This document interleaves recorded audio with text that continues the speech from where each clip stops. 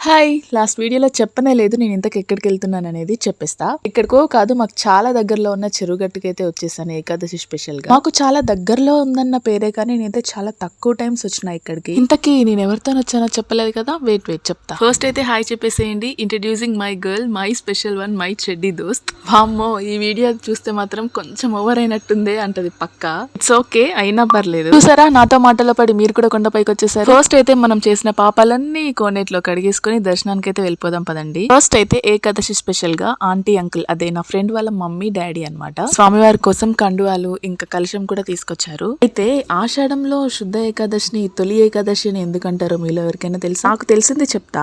మానవునికి భూమి మీద ఒక్క సంవత్సరం గడిచేటప్పటికి దేవతలకు ఒక్క రోజు గడుస్తుందంట. అంటే 24 పక్షాలను 24 గంటలుగా పరిగణిస్తారంట దేవతలు. అయితే ఈ రోజు నుండి శ్రీ మహావిష్ణువు 4 నెలల పాటు యోగ నిద్రలోకి వెళ్తారంట. అందువల్లే ఈ ఏకాదశిని శయన ఏకాదశి అని కూడా అంటారు. హిందూ క్యాలెండర్ ప్రకారం 24 ఏకాదశిలో ఇది మొదటి ఏకాదశి కావడం వల్ల ఇంకా మనకు ఈ ఏకాదశి నుండే హిందూ పండుగలన్నీ మొదలవుతాయి కనుకే ఇది తొలి ఏకాదశి అని అంటారు. ఏమో నాకు తెలిసింది, నేను తెలుసుకున్నదైతే మీతో చెప్పిన. తప్పులుంటే మాత్రం క్షమించండి. ఇంకా హ్యాపీగా దర్శనం కంప్లీట్ చేసుకొని ఇంటికైతే బయలుదేరిపోయాం. నేనైతే చాలానే చెప్పుకొని వచ్చిన దేవుడికి ఇంకా భారం అంతా ఆయన పైనే. అయ్యయ్యో, మీరు ప్రసాదం తీసుకోలే కదా, తీసుకోండి. మరి మళ్ళీ కలుద్దాం. అంతవరకు డూ సబ్స్క్రైబ్.